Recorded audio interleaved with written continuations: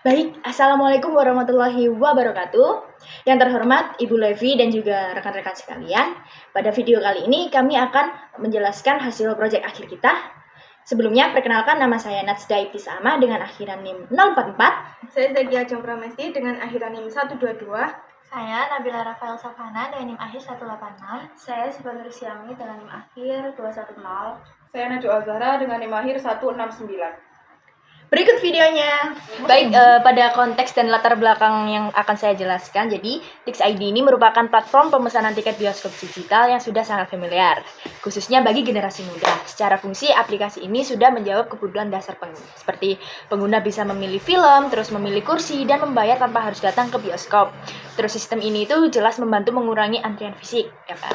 Namun, kami memilih topik ini justru karena ada gap antara janji kemudahan yang ditawarkan dan pengalaman nyata di lapangan. Terus masalah yang ingin kami selesaikan yaitu kurangnya transparansi informasi terutama soal kebijakan non-refund. Nah, biaya admin dan ketersediaan kursi yang seringkali tidak disadari oleh pengguna dan berpotensi menimbulkan kerugian finansial serta kekecewaan. Ini juga berkaitan dengan SDGs Goals 12 tentang konsumsi dan produksi yang bertanggung jawab, khususnya aspek transparansi layanan digital dan perlindungan hak konsumen. Lalu, pendekatan yang kami pilih adalah user-centered design, karena kami ingin solusinya benar-benar berakar dari kebutuhan dan konteks nyata pengguna, bukan asumsi kami sebagai seorang perancang. Nah, selanjutnya yaitu wawancara dan contextual inquiry. Proses kami ini dimulai dari wawancara pada tanggal 5 Maret 2026. Kami melaksanakan 2 sesi contextual inquiry yang langsung di Execution Royal Plaza Surabaya. Kami mengamati pengguna saat mereka benar-benar menggunakan aplikasi untuk membeli tiket. Ada 2 narasumber dengan profil yang berbeda. Narasumber pertama yaitu Minariana sebagai mahasiswa dengan literasi teknologi menengah yang kami kategorikan sebagai casual user. Ia tidak rutin membeli tiket dan biasanya pergi beramai-ramai. Narasumber kedua adalah Vivia Atlas sebagai mahasiswa dengan literasi teknologi tinggi yang kami kategorikan sebagai power user. Ia hampir tiap minggu membeli tiket, bahkan sering di hari pertama tayang. Kenapa 2 profil yang berbeda? Karena kami ingin memastikan temuan kami tidak bias ke satu tipe pengguna saja. Metode pencatatan kami menggunakan 3 lapis, yaitu kutipan langsung, observasi perilaku, dan interpretasi. Nah, beberapa momen yang paling kuat dari sesi wawancara ini yaitu Mina berulang kali memeriksa WhatsApp yang tidak kunjung menampilkan kode OTP, lalu dengan frustasi memastikan Wifi dan menyalakan data itu masih gagal. Ia bahkan sempat menutup aplikasi saat tiba-tiba melihat biaya admin 12.000 untuk 3 tiket. Bingung menghitung apakah lebih murah beli satu-satu. Nah, sementara untuk Vivia saat memilih kursi tengah yang sudah ia incar, tiba-tiba muncul notifikasi seat is not longer available. Ia merefresh berkali-kali dan raut wajahnya itu kecewa, lalu terpaksa memilih baris depan. Di sisi lain, ia langsung menutup halaman sinopsis yang seluruhnya berbahasa Inggris dan beralih ke YouTube untuk mencari informasi film tersebut. Nah, dari 2 sesi tadi, kami menghasilkan work activity notes yang kemudian kami kelompokkan ke dalam WAAD menggunakan Figma. Ada 5 klaster yang kami identifikasi. Yang pertama yakni ada kendala autentikasi, di mana ketergantungan pada OTP WhatsApp menjadi titik permasalahan. Lalu yang kedua ada sinkronisasi data real time, di mana terjadi race condition antara tampilan di aplikasi dan kondisi nyata di server bioskop. Yang ketiga ada transparansi biaya dan kebijakan, di mana biaya admin dan informasi non-refund baru muncul di tahap akhir. Lalu yang keempat ada hambatan kognitif bahasa, karena sinopsis film tidak tersedia dalam bahasa Indonesia. Lalu yang terakhir ada visibilitas status transaksi, di mana tidak ada indikator progres setelah pembayaran dilakukan. Nah, temuan paling penting dari analisis ini adalah masalahnya bukan pada ketiadaan fitur, melainkan pada bagaimana informasi, transparansi, dan sistem disampaikan kepada pengguna. Jadi dari setiap klaster WAAD kami merumuskan requirement statement yang spesifik dan terukur. Total ada 16 requirement yang dirumuskan. Beberapa hal yang paling kritis yaitu yang pertama, sistem harus menyediakan OTP melalui SMS dan juga email sebagai alternatif dari WhatsApp. Kemudian sistem harus menampilkan rincian biaya admin sejak tahap pemilihan kursi, bukan pada halaman check out. Kemudian ada menampilkan peringatan non-refund dengan warna yang kontras dan dengan ukuran yang besar sebelum tombol bayar. Selanjutnya ada sistem yang harus menyediakan sinopsis dengan bahasa Indonesia, dan sistem harus memberikan indikator progres seperti sedang diverifikasi agar pengguna tidak cemas sambil menunggu tiket muncul.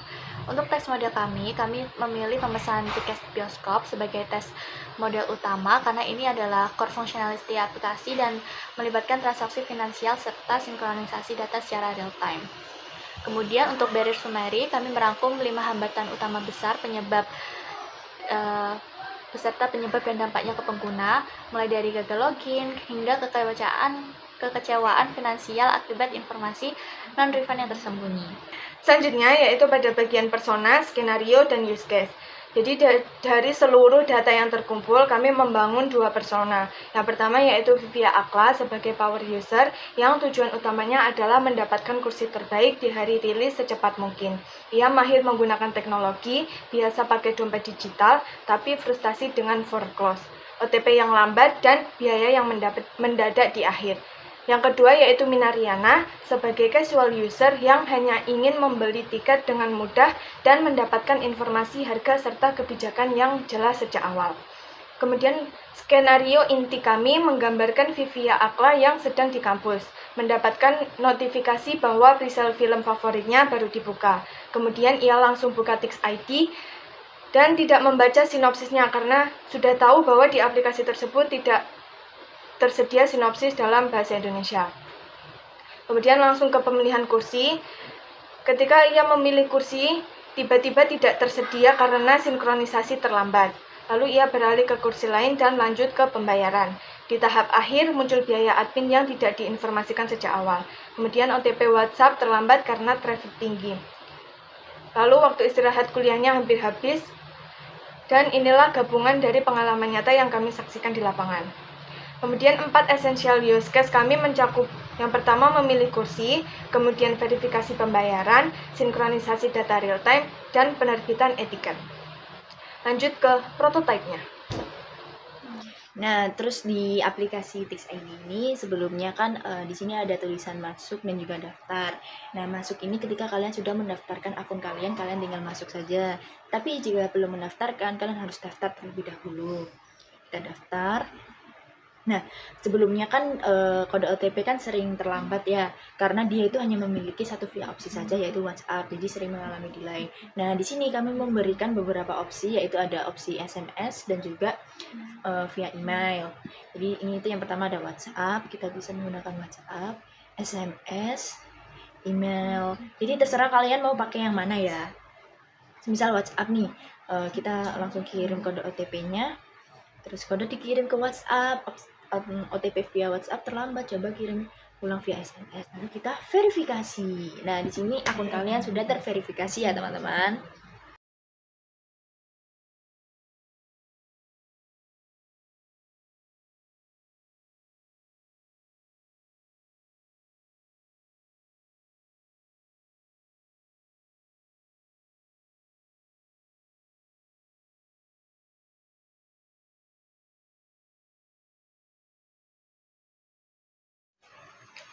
Kemudian ke halaman sinopsis. Jadi pada aplikasi sebelumnya, sinopsis hanya tersedia dalam bahasa Inggris, sehingga pengguna harus keluar aplikasi dan berganti ke aplikasi lain untuk mengetahui sinopsis tersebut dalam bahasa Indonesia.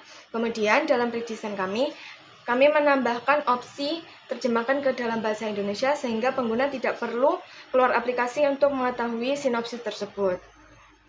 Nah, selanjutnya yaitu ada fitur pemilihan kursi. Nah, sebelumnya banyak pengguna yang merasa frustasi ketika hendak memilih kursi yang awalnya terlihat tersedia atau masih kosong, ternyata ketika dipilih sudah dipilih oleh orang lain.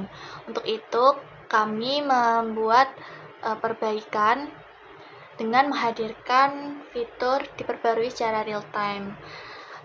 Misal kita memilih kursi pada B2. Nah, ini kan kursi tidak tersedia. Untuk itu kami harus memilih ulang kursi dengan memencet tombol batal, terus memilih kursi yang kosong atau belum terisi. Nah, setelah kita memilih kursi, kita pencet lanjut. Nah, di sini ada fitur tambahan, yaitu ada transparansi biaya layanan atau biaya admin, karena pada pengguna sebelumnya yang merasa bahwa fitur ini kurang transparan terhadap biaya layanan admin karena memang ditampilkan di akhir atau di riwayat pembelian terakhir. Jadi kita tampilkan pada pemilihan kursi agar pengguna bisa tahu terlebih dahulu tentang biaya admin ini. Untuk selanjutnya lanjut ke pembayaran. Nah, selanjutnya ini ada halaman pembayaran. Di sini kami menampilkan ringkasan pesanan seperti film, bioskop, jadwal, kursi, serta harga total. Nah, di sini kami memberikan tampilan kebijakan non-refund. Jika pada permasalahan sebelumnya, kebijakan non-refund ini ditampilkan pada halaman terakhir dan sangat kecil sehingga pengguna sering tidak melihat. Lalu kita memberikan beberapa opsi metode pembayaran yang dimana di setiap metode ini kami memberikan saldo atau keterangan singkat. Nah, sebelum melakukan pembayaran kami memberikan konfirmasi pembayaran agar meminimalisir kesalahan pemesanan. Dan di sini kami memberikan juga teks bahwa tiket tidak dapat di-refund.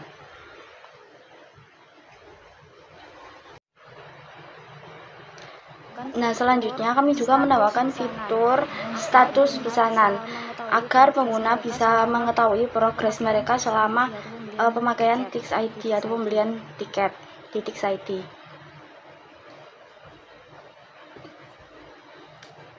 Nah, pada layar ini berarti pengguna sudah melakukan atau sudah melewati tahapan pemilihan kursi dan pembayaran. Sekarang sampai pada tahapan e-tiket, progres penerbitan e-tiket. Pada layar ini, pengguna diminta untuk menunggu beberapa detik sebelum layar berpindah ke halaman e-tiket saya yang menampilkan barcode dan bisa disimpan. Setelah diklik tombol simpan, ini akan memunculkan pop-up seperti ini yang jika di-close akan otomatis kembali ke halaman beranda dan memunculkan notifikasi tiket aktif saya.